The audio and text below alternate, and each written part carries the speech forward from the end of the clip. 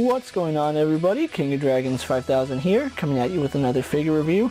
Today we'll be having a look at the Mcfarlane Toys DC Multiverse Robin from The Dark Knight Returns.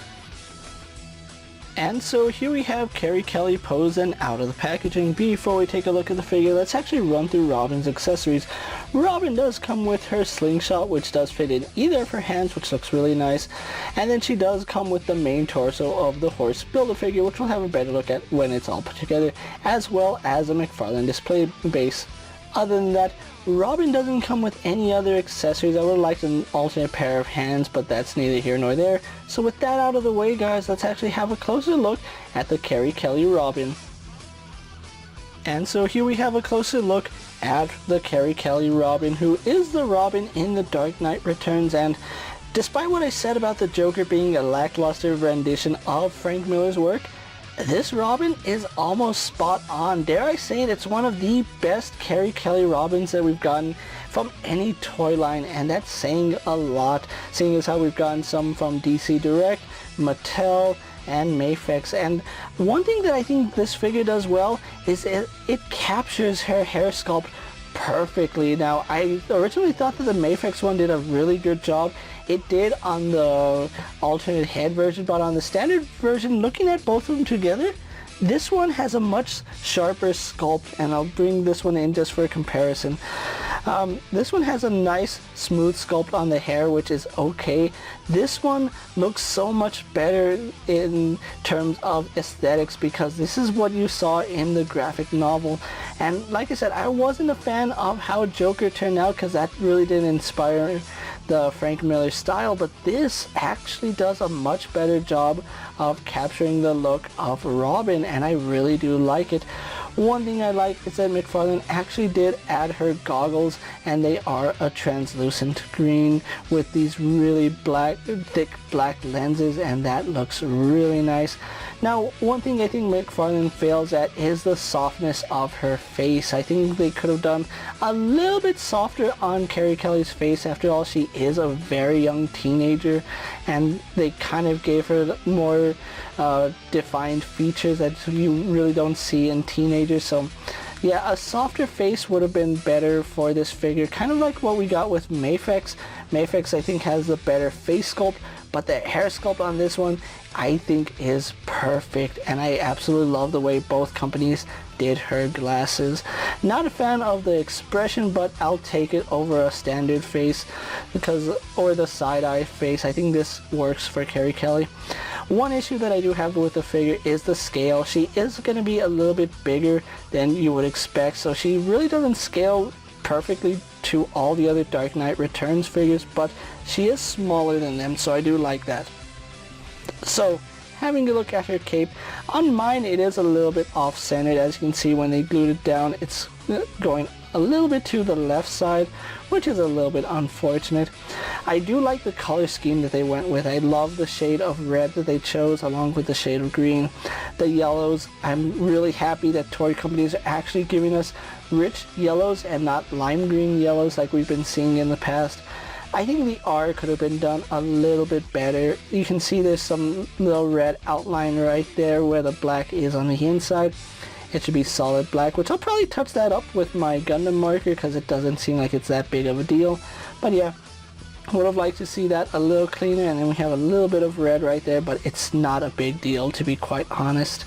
Really do like the cape. It's a solid enough cape that it doesn't get in the way of balance, but it actually does help her stand because it does kind of curl inward, and she has really small feet, which we'll get into that in a little bit. But yeah, I do like the costume. It really is a nice rendition of the classic Robin costume, and if you're good at customizing, I can actually see a lot of people using Carrie Kelly's base to make classic Robins. Now, we could make a Dick Grayson or a Jason Todd Robin just off of this bulk alone, because thankfully it doesn't have too many feminine features, so you can actually use this as a base for Dick Grayson or Jason Todd. So I do like that. Like, if you were to just cut off the head and attach a Jason Todd or a Dick Grayson, that would probably work so much for a classic Robin.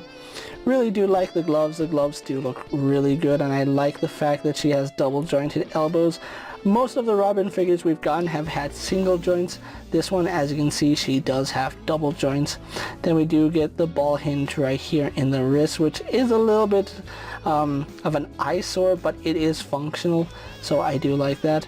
She is wearing the green shorts, which is a trademark for the classic Robin and accurate to the series and graphic novels. And you would expect, she does have bare legs going all the way to the elf shoes, which, look at how small her feet are. They are almost the exact same size as a Mafek's feet, and that's not a good thing, because that means standing Carrie Kelly up is going to be a little bit of a hassle because her feet don't have a large enough profile. But the cape does do a good job of offsetting it. As you can see, my hands are right here, not holding the figure up. So yeah, really good job with the cape being a counterbalance to those tiny feet. Now, if you do get her in more dynamic posing, you can imagine that those feet are gonna cause some issues. So with that out of the way, guys, absolutely love the detailing on this Carrie Kelly Robin. With that out of the way, let's actually get her compared to other figures you may have in your collection. Here we have Carrie Kelly posed next to a Marvel Legends Cyclops and a DC Multiverse Superman. Here we have Carrie Kelly posed next to a WWE Elite Scale figure and a Mezco 1/12 Collective Popeye the Sailor Man. Here we have Carrie Kelly posed next to a Lightning Collection White Ranger and a Star Wars Black Series Mandalorian. And for a final comparison, here we do have the Mcfarlane Carrie Kelly posed next to the Mattel Carrie Kelly Robin and the Mafex Carrie Kelly Robin. So with the comparisons out of the way, let's actually have a look at Carrie Kelly's articulation. Now, Carrie Kelly does have a surprising amount of articulation, although her abdomen is a little bit hindered. For starters, we have a double ball joint here in the head, and my god, look at that range. That is phenomenal. I really do like the fact that she can look up that high. Looking down, she can actually look down. I love that. We saw in the Joker, who had a really nice upward movement but very bad downward. Carrie Kelly here has good going every direction. I love that head tilt. We have a really nice figure on our hands, guys. Just look at that rotation here in the head and that range. It's so nice. So one thing I do like that Mcfarlane did with this figure is they made her sleeve cuff go all the way up, so that cap that hides the ball joint is the same color as her sleeve, so that does pivot forward and back, up and down, and goes all the way around. As you can see, it does rotate going all the way around. We get a full 360, although slightly hindered by her cape. Do keep that in mind. Even though the cape is a soft plastic, it still hinders the articulation a little bit. Out to the side, no problem, and that's with both arms. As you can see, she goes out to the side very nicely. We do have rotation here at the bicep where the sleeve meets the rest of her arm. That is a really nice hidden cut, so I do like that.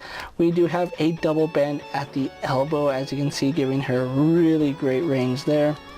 We do have a ball hinge here at the wrist, which does provide in and out movement as well as up and down. And then we have rotation on that pin. It does feel like there's a ball joint somewhere in this entire vicinity. I'm gonna guess it's right down here at her waist, because that doesn't feel like it crunches, although that does feel like it moves around. It's obviously a ball joint, but yeah, you don't get too much ab crunch, unfortunately, because of how the tunic is designed. We do have rotation and some pretty good tilt though. Legs do kick forward to about right there. They kick back. Oh, she actually goes back further than most Mcfarlane figures. Out to the side, no problem. Carrie Kelly can do the split, so I do like that. We do have a double bend here at the knee, which is a very impressive double knee.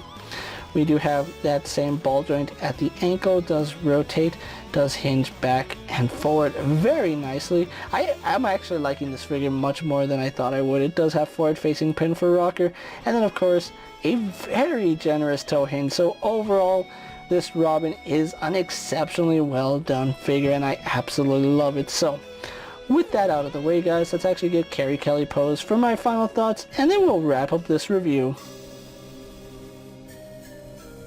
And so here we have the Mcfarlane Toys Dark Knight Returns Robin pose for my final thoughts, and overall this is actually a very well done figure by Mcfarlane, and I gotta give them credit for doing such a good job on Carrie Kelly. After having a look at the Joker and how disappointing of a figure he was, I was actually worried that all the figures in this line would be garbage, but you know what? I am so happy that Carrie Kelly proved me wrong, and this is a very nice figure to have in your collection. I really do think that this figure captures and embodies the look of the Frank Miller style, so I think that's why I'm drawn to this figure a little more than the Joker. I absolutely love the hair sculpt. I'm actually surprised I didn't catch how soft the Mafex hair sculpt was until seeing this figure in hand, but overall I gotta give Mcfarlane the credit they deserve on such a very nicely designed figure. Now, if you are looking for the Dark Knight Returns Robin, she is starting to hit stores at the time I'm making this video, so do be checking out your local Walmarts, Targets, Walgreens, and check your online retailers such as Amazon, Big Bad Toy Store, or Entertainment Earth. I picked up my Carrie Kelly as well as the rest of the series from Amazon. And like I said, if you're a fan of the Dark Knight Returns or just want a really nice base for a classic Robin, this is the figure to get, especially if you're a fan of the Mcfarlane scale.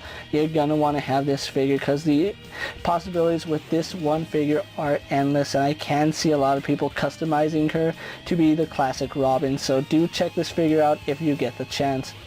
With that being said, guys, I'm KingofDragons 5000. Don't forget to like this video, leave a comment, subscribe to my channel. Go ahead and check out all my other action figure reviews as well as all my other Mcfarlane DC Multiverse videos. Hopefully you find them informative. As always, if there's a figure you would like to see me review, let me know down in the comments, and if it fits in my collection, I'll gladly have a look at it. While you're at it, check out my Instagram account for new and exciting action figure photos, videos, and reels, and as always, ring that bell to be notified every time I upload a video. Until next time, guys, I'll see you later. Take care, everyone.